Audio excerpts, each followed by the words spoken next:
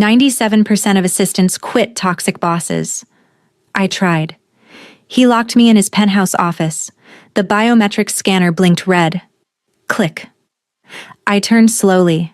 Min-seok stood silhouetted against the Seoul skyline, his finger still on the override panel. Open the door. No. One word. Quiet. Final. Devastating. And that's when I realized the obsessive Korean billionaire CEO I'd worked beside for 3 years wasn't going to let me leave. Ever. What I discovered in the next 40 minutes would shatter everything I thought I knew about protection, obsession, and the terrifying line between the two. Subscribe right now, because what happens next will make you question everything you think you know about power and control. Drop a comment telling me where you're watching from, and I'll reply to every single one. Let me rewind 47 minutes. Because understanding why I was trapped starts with understanding the one thing I thought I was doing right. I was finally escaping. My resignation letter sat in my bag, 3 professional paragraphs I'd rewritten 17 times, 2 weeks notice, clean break, new job in Singapore with Apex Strategic Consulting. Everything I'd dreamed of for months. Muscle memory guided my hands as I organized 3 years of work.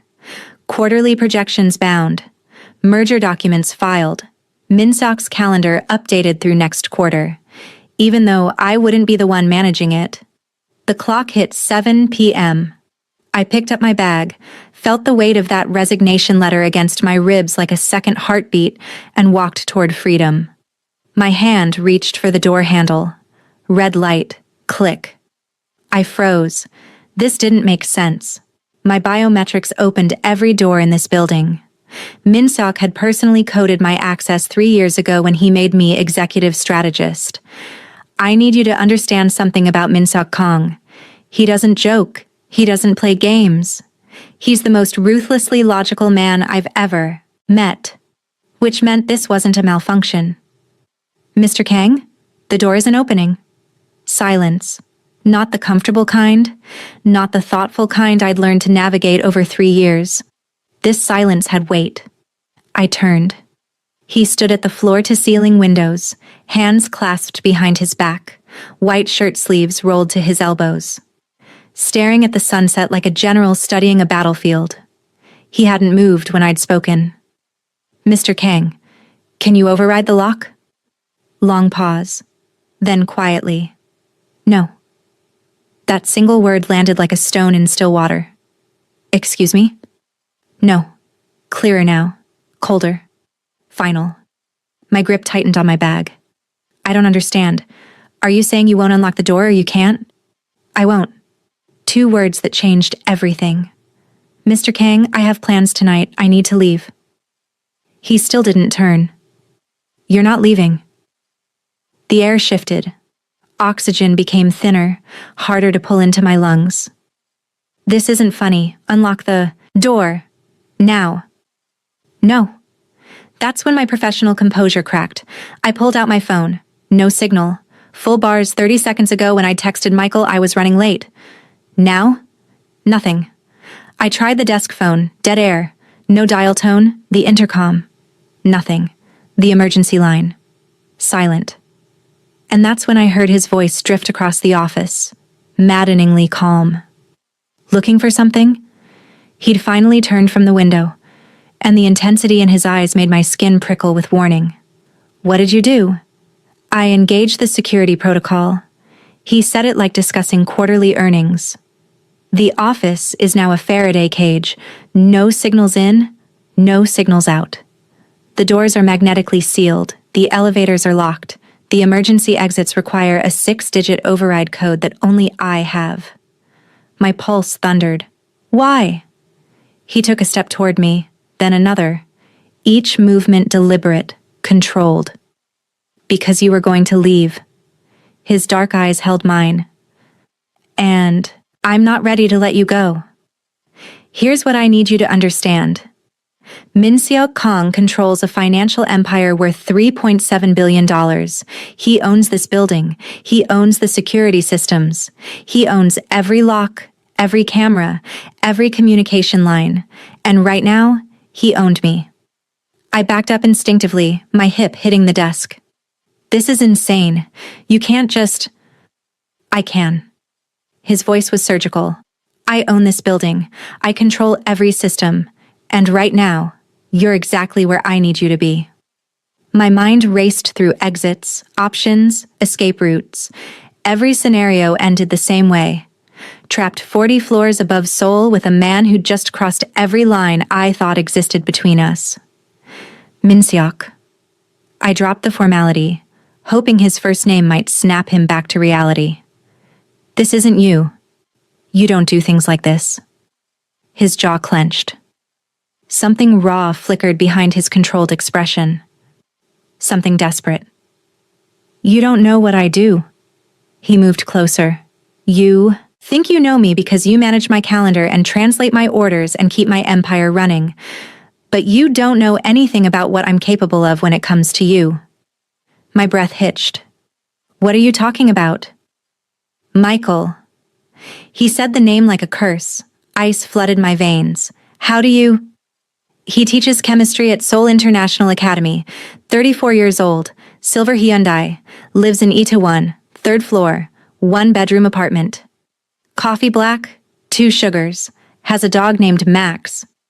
Min-seok rattled off the details like reading from a file. He texted you this morning asking about the Italian restaurant in Gangnam. You said yes. Horror crept up my spine. You've been watching me. I've been protecting you. That's not protection. My voice cracked. That's surveillance. That's... I couldn't finish. Min-seok's jaw tightened. You think you're safe out there? You think you can just walk away from me, from this company, from everything I've built around you, and nothing will happen? I'm not yours to protect. I'm your employee. When I leave tonight, that's over. You're not leaving tonight. And the certainty in his voice made one thing crystal clear. This wasn't a negotiation. This was a declaration. There's an emergency manual override, I said, forcing steel into my voice. Every building has one. I'll find it. You won't. I will. I moved toward the server room, my mind cataloging the layout. If I could access the mainframe, bypass his security protocol...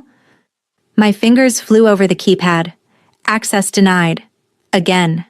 Access denied. Let me tell you something about Min-seok Kang's voice. In 3 years, I'd learned to read every micro-expression, every subtle shift in tone. Right now, his voice was closer than it should be. He doesn't deserve you, you know. The words came from right behind me, close enough that I could feel the heat of him at my back. Michael, he's boring, safe, predictable. He'll take you to dinner and ask you about your day and never push you to be more than what you already are. Maybe I want boring. I spun to face him. He was right there. So close, I had to tilt my head back to meet his eyes.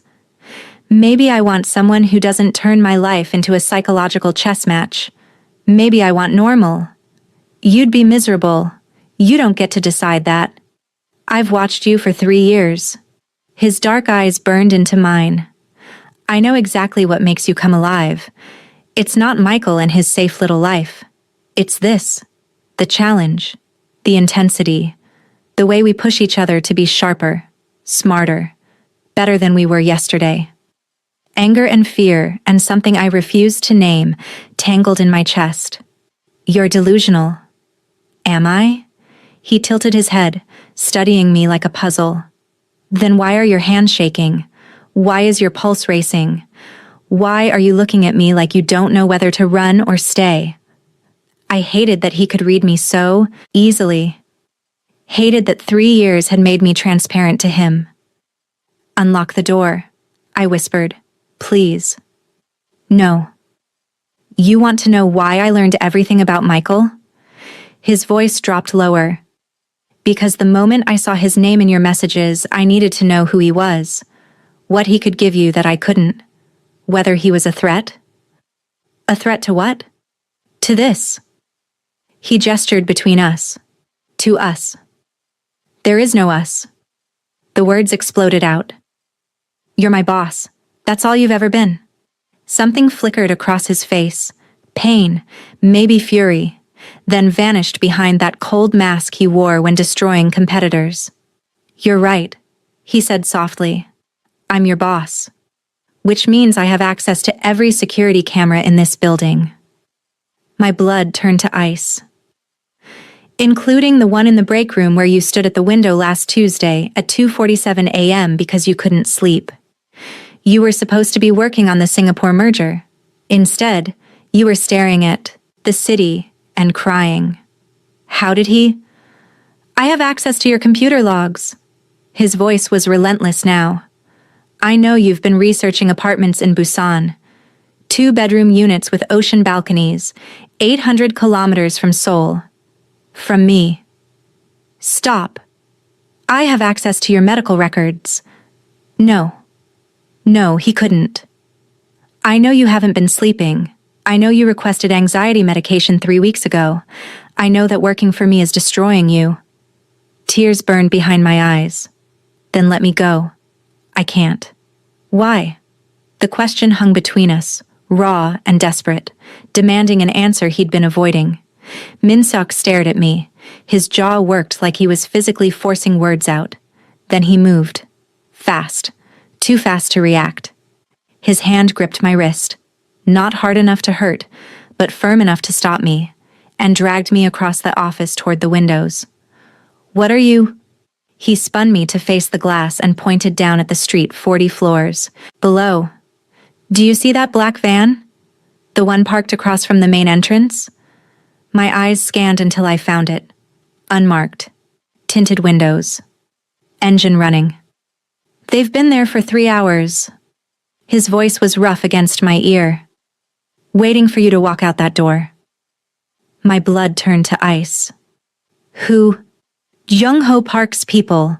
He said the name like poison. The same man trying to acquire my company for 2 years. The same man who sent his nephew to hack our servers. The same man who put a price on anyone close to me. I tried to pull away. His grip tightened. You think I'm paranoid? You think this is about control? I've had a security team tracking every threat against you for 18 months. I've diverted 3 attempted kidnappings. I've paid off 2 hitmen. And tonight, his voice cracked. Tonight, they were going to take you the moment you stepped outside. I couldn't breathe. Couldn't think. Couldn't process. So no, Gladys. He turned me to face him, and I saw raw desperation in his eyes. I'm not unlocking that door, because the moment I do, you die. And I will burn this entire city to the ground before I let that happen. You're lying. My voice came out hollow. You're making this up to keep me here. Min-seok's expression didn't change. He simply walked to his desk and pulled open the bottom drawer. He withdrew a manila folder, thick, worn like it had been opened 100 times, and threw it onto the glass surface. It slid across and stopped inches from where I stood frozen. Open it. I didn't want to, but my hands moved anyway. Trembling fingers lifted the cover. The first page was a photograph. Professional quality. Time-stamped 3 weeks ago. 2 men shaking hands outside a Gangnam office building. One was a stranger. Western. Mid-50s. Expensive suit. The other was Min-seok. My stomach dropped. You need to understand. Apex Strategic Consulting was my escape plan. The Singapore job offer. 40% salary increase. Relocation package. Everything I thought I wanted.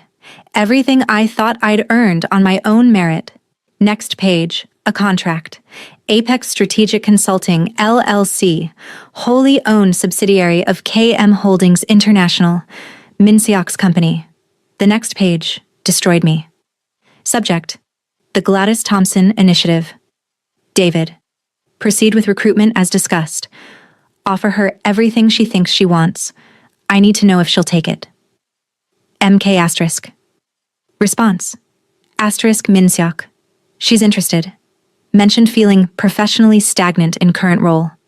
Should I push for decision timeline? Doctor. His reply. Yes.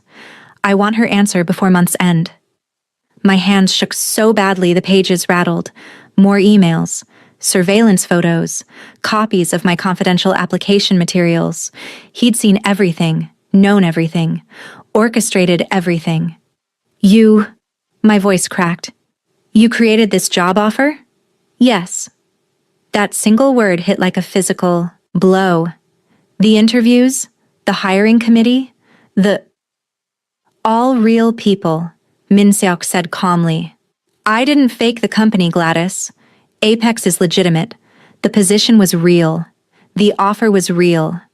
I just made sure it existed at exactly the right time and was presented in exactly the right way. Why? Because I needed to know. Know what? If you'd leave me. His dark eyes locked onto mine. If given the perfect opportunity, everything you claim to want, would you actually walk away? Horror and fury exploded in my chest. This was a test? Yes. You sick? I couldn't find words. 3 years of professionalism shattered like glass. You manipulated me. You made me believe I had a choice, that I had control, and it was all just another corporate chess move. It wasn't. Don't! I threw the folder at him. Pages scattered like snow. Don't you dare justify this. You violated every boundary, every professional standard, every basic human decency just to prove some twisted point. Min Seok didn't flinch as papers hit him. Didn't move. Just stood there with that infuriatingly calm expression. So I screamed, 3 years! My voice cracked, raw. 3 years I've given you. 80-hour weeks, canceled plans, missed holidays. I restructured my entire life around your impossible standards. And for what? So you could treat me like a lab rat?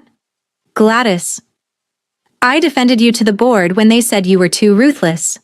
I stood by you when everyone walked away. I believed underneath all the calculation, you were someone worth believing in.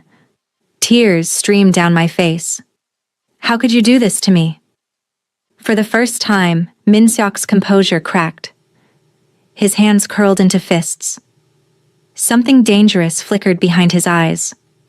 Something that looked like pain. Because I'm terrified. The words came out rough, dragged from somewhere deep. Because every single day you walk into this office, I have to remind myself not to touch you, not to tell you what you mean to me, not to lock the doors and keep you here where I know you're safe. I stepped back, shoulders hitting glass. That's not love. That's possession. I know. His voice dropped to a whisper. I know what I am.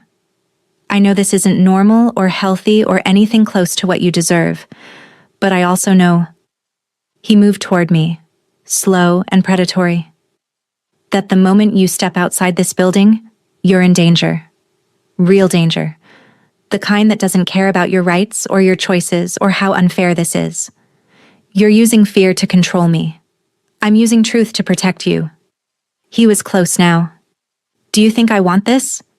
Do you think I enjoy knowing every person I care about becomes a target?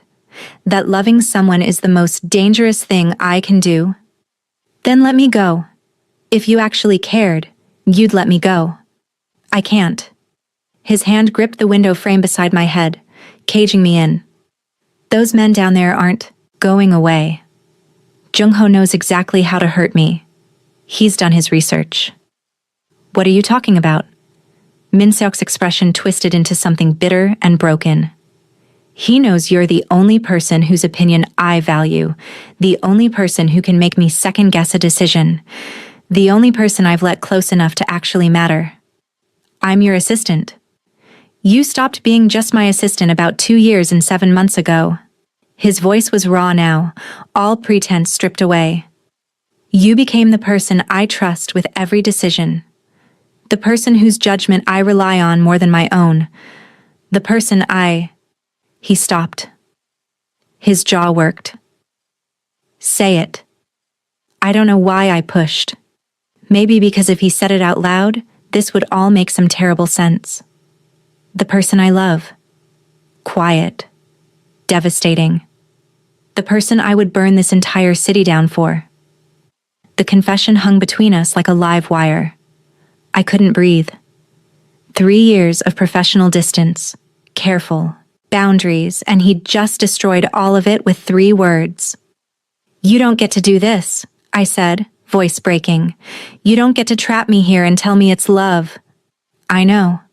His hand moved to my face, thumb brushing away a tear. "But I'm doing it anyway. Because losing you to another job, to another life, to someone like Michael who doesn't deserve you, that I could survive. But losing you to Young Ho, watching you die because of me?" His voice cracked. I wouldn't come back from that. Before I could respond, he grabbed my wrist, gentler this time, and pulled me back to the window. "Look. Really look." My eyes found the black van again. This time, I noticed details. The positioning for quick exit. Tinted windows making it impossible to see inside. It hadn't moved in 40 minutes. Security footage from this afternoon. He showed me his phone. Timestamp 4:47 p.m. I watched myself walk through the lobby. In the background, barely visible, a man in a dark jacket tracked my movement. Another man near the elevator did the same. He swiped to another video. Different angle. Same timestamp. The black van pulling up to the curb just as I entered the building. "They've been waiting for you. Probably planned to grab you on your way to meet Michael. Make it look like a random kidnapping. By the time anyone realized, you'd be leverage." "Leverage for what?" "To make me destroy everything I've built." He turned me to face him, hands gripping my shoulders. "Jung-ho wants my company, my connections, my reputation in ruins. And the fastest way is to make me choose between my empire and the one person I actually care about." I searched his face for a lie. All I found was fear. Raw, genuine, terrifying fear. Here's what you need to understand about Min Seok Kong. He doesn't do fear. In 3 years, I'd watched him stare down boardrooms, navigate hostile takeovers, dismantle competitors without flinching. But right now, he was terrified. He released me abruptly and stalked to the window, pressing his forehead against cold glass like physically restraining himself. "You want to know why I'm doing this?" His voice was muffled but raw. "Fine, I'll tell you everything." He reached into his pocket, pulled out a small black box. No, he wouldn't. He couldn't. Min Seok turned, and the look on his face was almost apologetic as he opened the box. Inside was a ring. Not a diamond. Not something romantic. A thick platinum band with a smooth black stone. Onyx, maybe. Set flush with the metal. Simple. Severe. Armor. Not jewelry. "It's not what you think," he said quietly. "I'm not proposing marriage." "Then what?" "It's a pact." He held the box out. "You wear this, and everyone in Seoul's underworld knows you're under my protection. Untouchable. Mine." That word sent shivers down my spine. "You want me to brand myself as your property. I want you to survive." He moved closer. "Young-ho isn't the only enemy I've made. There are others. People who would love to exploit any weakness. And you." His voice softened. "You're the biggest weakness I've ever had. So your solution is to make me a permanent target by advertising I matter to you? My solution is to make you so visible, so obviously connected to me, that touching you becomes a declaration of war." His dark eyes burned. "They can speculate all they want. But if you wear this ring, there's no ambiguity. You're mine. And anyone who harms you answers to me." I stared at the ring. Insane. All of it. But beneath the insanity, there was terrible logic. "And if I say no?" Min Seok's expression didn't change, but something flickered in his eyes. Something that looked like grief. "Then I unlock the door. I let you walk out. And I spend the rest of my life wondering if today was the day Young-ho's people finally got to you. You'd actually let me go? I'd have to?" His jaw, clenched. Because keeping you here against your will makes me no better than the men I'm trying to protect you from. He stepped back. Then he did something I never expected. He pulled out his phone and entered a code. Across the office, the biometric lock blinked from red to green. Click. The sound of freedom. There. Min-seok's voice was hollow. You're free to go. I stared at the green light, then back at him. What are you doing? Giving you a choice, the real one. Not the manufactured test with Apex, not the lockdown. Just you, deciding what you want your life to look like. You just told me there are men waiting to kill me. There are. He didn't sugarcoat it. But maybe you're willing to take that risk for your freedom? Maybe you'd rather face Young-ho's people than stay in a cage with me. And if that's true, his voice cracked. Then I have no right to stop you. I looked at the door. The green light. The promise of escape. Then I looked at Min-seok. Really looked at him. 3 years beside this man. 3 years watching him shoulder impossible decisions, navigate brutal negotiations, carry the weight of an empire without showing weakness. But right now, with his composure finally shattered, he looked fragile, terrified, human. If I walk out that door, what happens to you? I survive? He said it with certainty born from experience. I always survive. That's not what I asked. Long silence. If you walk out that door, I lose the only person who makes me want to be better than I am. He met my eyes. I lose my conscience, my compass, the only voice I trust more than my own instincts. He paused. I lose everything that matters. The confession hung between us, raw and devastating. My hands were shaking. My whole body was shaking. I looked at the green light, at the door that promised freedom, at the life I'd thought I wanted, safe, normal, far from this beautiful, terrifying man and his dangerous world. Then I looked down at my bag. The resignation letter still tucked inside. All those carefully chosen words about career goals and professional growth. Lies. All of it. I'd been running. Not towards something better. Just away from feelings I didn't know how to process. I took a breath. Then another. Then I let my bag slide off my shoulder. It hit the floor with a soft thud. Min-seok went very still. Gladys. I didn't let him finish. I crossed to the window and reached for the control panel. My fingers found the switch for the automatic blinds. The mechanism whirred. Blinds descended, cutting off the view of the city, of the black van, of the men waiting to destroy us. When the last sliver of sunset disappeared, I turned to face him. I'm not wearing that ring. Min-seok's expression shuddered, pain flashing across his features. Not yet, I continued. Not until you earn it. His head snapped, up, hope and confusion in his eyes. I moved toward him slowly, deliberately, closing the distance. If I stay, things change. I'm not your assistant anymore. I'm not someone you protect and control and make decisions for. We're partners, equals, or this doesn't work. Partners. He tested the word. You want to keep me safe? Fine.